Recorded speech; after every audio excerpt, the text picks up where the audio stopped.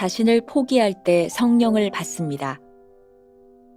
내가 가는 곳에 네가 지금은 따라올 수 없으나 후에는 따라오리라. 요한복음 13장 36절. 이 말씀을 하시고 베드로에게 이르시되 나를 따르라 하시니.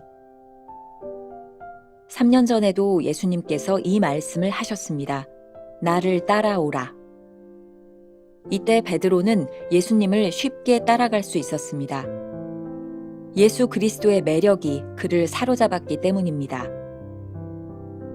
이때 베드로가 주를 따르는데 성령의 도움은 필요하지 않았습니다. 그 후 베드로는 예수님을 부인하게 되었고 그의 마음은 찢겨졌습니다. 그가 성령을 받은 후 예수님은 다시 말씀하십니다. 나를 따라오라. 이제 베드로 앞에는 주 예수 그리스도 외에 아무도 보이지 않습니다. 처음 따라오라는 말씀은 신비한 의미가 담겨 있지 않은 단순한 외적 부르심이었습니다. 그러나 지금 따라오라는 말씀에는 자신의 자아를 죽여야 하는 내적 순교의 의미가 있습니다.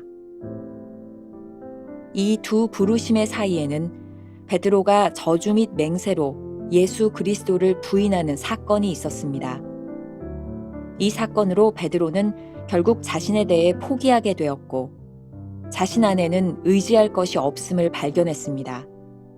그리고 절망 가운데서 부활하신 주로부터 능력을 받기에 합당한 상태가 되었습니다. 그들을 향하사 숨을 내쉬며 이르시되 성령을 받으라. 하나님께서 당신 안에 어떤 변화를 만드시든 결코 변화 자체를 의지하지 말고 오직 한 분, 주 예수 그리스도, 그리고 그분이 보내신 성령님만 의지하십시오. 우리의 모든 맹세와 결심은 결국 실패하게 됩니다. 왜냐하면 우리에게는 그것들을 수행할 만한 능력이 없기 때문입니다. 생각에 그치지 않고 실제로 우리 자신을 포기할 때 우리는 성령을 받을 수 있게 됩니다. 성령을 받으라. 이는 성령께서 외부에서 들어오신다는 뜻입니다. 성령이 우리 안에 오신 이후로 우리 인생에는 오직 한 가지 지표가 생깁니다. 바로 주 예수 그리스도입니다. 첫 번째, 외적인 따름의 허상. 성경에 보면 베드로에게는 두 번의 부르심의 사건이 있었습니다. 첫 번째 부르심은 갈릴리 호수에서 고기를 잡고 있던 베드로에게 주님이 찾아오셔서 나를 따르라고 말씀하셨던 사건입니다. 이때 베드로에게 예수님은 무척 매력적인 사람으로 느껴졌을 것입니다. 엄청난 기적을 체험하고 난 후였으니 말입니다. 챔버스는 이 순간을 인간적 헌신이라고 말을 하고 있습니다. 굳이 성령님의 도우심이 없어도 매력적인 예수님의 모습을 보고 순종할 수 있었으니 말이죠.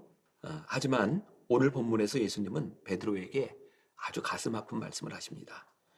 요한복음 13장 36절, 내가 가는 곳에 내가 지금은 따라올 수 없으나 후에는 따라오리라. 예수님께서 로마 군인들에게 붙잡혀 제사장 앞으로 끌려가 신문을 받을 때 베드로가 예수님을 모른다고 3번씩이나 부인했던 장면입니다. 예수님을 부인하고 난 후 달기 우는 소리를 들었을 때 베드로는 마음이 찢어듯이 아팠고 밖으로 뛰쳐나가 통곡하며 웁니다. 챔버스에게도 그런 경험이 있었던 것 같습니다. 20대 시절 그는 하나님께서 자신에게 주신 미술적 재능으로 복음을 전하는 일에 쓰임을 받을 줄 알았습니다. 가장 매력적이고 가장 잘할 수 있으리라고 생각했던 그 미술적 재능을 하나님께서 거부하신다는 것을 깨닫게 됩니다. 그렇게 고뇌하던 중에 그는 하나님의 음성을 들었다고 나는 네가 나를 섬기기를 원한다. 그러나 나는 너 없이도 할 수 있다. 하나님께 필요한 것은 챔버스의 매력적인 재능이 아니라 부르심에 순종하는 것이라고 말입니다. 베드로에게 두 번째 부르심이 찾아왔습니다. 요한복음 21장 19절. 이 말씀을 마치시고 베드로에게 이르시되 나를 따르라 하시니. 우리가 주목해 보고 싶은 것이 이 두 번째 부르심 바로 전에 있었던 사건입니다. 부활하신 예수님이 제자들에게 나타나셔서 하셨던 말씀입니다. 요한복음 20장 22절 이 말씀을 하시고 그들을 향하사 숨을 내쉬며 이르시되 성령을 받으라. 이 상황을 챔버스는 이렇게 그의 묵상에서 이야기하고 있습니다. 이 두 부르심의 사이에는 베드로가 저주 및 맹세로 예수 그리스도를 부인하는 사건이 있었습니다. 이 사건으로 베드로는 결국 자신에 대해 포기하게 되었고 자신 안에는 의지할 것이 없음을 발견했습니다. 그리고 절망 가운데서 부활하신 주로부터 능력을 받기에 합당한 상태가 되었습니다. 베드로가 자신 있게 주님을 따르겠다고 했던 고백과 성령을 받으라고 말씀하신 후에 일어난 부르심의 사건은 분명한 차이가 있습니다. 첫 번째 부르심에서 그렇게 자신 있게 고백했던 베드로의 자아가 깨어진 곳에서 또 한 번의 진정한 부르심이 시작된 것입니다. 깨어짐의 순간이 하나님의 인도하심을 받기에 합당한 때입니다. 두 번째 주제로 넘어가 보겠습니다. 능력은 성령에서부터 나오는 것입니다. 성령을 받고 난 후 베드로는 흔들리지 않는 확고한 지표가 생겼습니다. 오로지 예수 그리스도만을 향한 삶의 목표가 생긴 것입니다. 베드로에게 있었던 두 번의 부르심을 통해 깨닫는 것이 있습니다.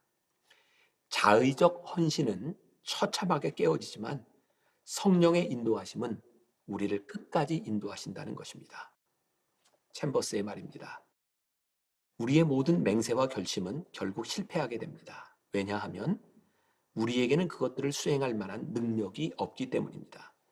생각에 그치지 않고 실제로 우리 자신을 포기할 때 우리는 성령을 받을 수 있게 됩니다.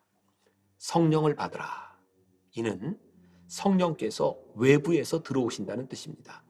성령이 우리 안에 오신 이후로 우리 인생에는 오직 한 가지 지표가 생깁니다. 바로 주 예수 그리스도입니다. 낚시꾼을 가득 실은 배 한 대가 엔진 고장이 나서 바다 한가운데 멈추어 서게 되었답니다. 칠흑 같은 밤이 다가오자 배 안에 있던 사람들은 공포에 떨게 되었습니다. 그때 누군가 비상등불을 찾아 불을 밝혔습니다. 그리고 노를 차려냈습니다. 사람들의 얼굴이 금세 밝아졌고 희망이 생겼습니다.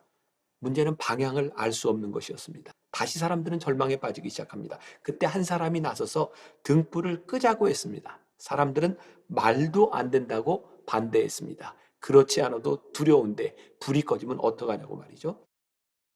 등불을 끄자고 주장했던 그 사람이 나서서 불을 꺼버렸습니다. 배 안에는 순간 정적이 흘렀습니다. 그런데 얼마쯤 지나 한 사람이 갑자기 소리를 질렀습니다. 불빛이 보인다. 육지의 불빛이 보인다.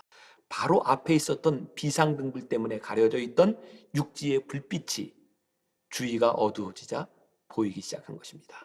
우리의 능력, 맹세, 결심, 우리의 불빛은 결국 실패할 수밖에 없습니다. 그러나 나의 불빛을 껐을 때 외부에서 성령의 불빛을 발견할 수 있습니다. 내 속에 있는 불을 끄고 나의 열심을 내려놓아야 성령님이 일하실 수 있다는 것을 비유적으로 잘 설명해 주고 있습니다. 성령께서 우리 속에 들어오시면 비로소 오직 한 분 예수 그리스도가 보입니다. 오늘 하루 이런 질문으로 지나보면 어떨까요? 지금 우리의 부르심은 어디에서 온 것일까요? 짧은 기도로 묵상을 마감합니다. 하늘의 하나님, 제 자신이 아무것도 아님을 깨닫게 하소서. 그로 인해 절망하기 위함이 아니라 하나님의 위대함을 더 알기 위함입니다. 아멘.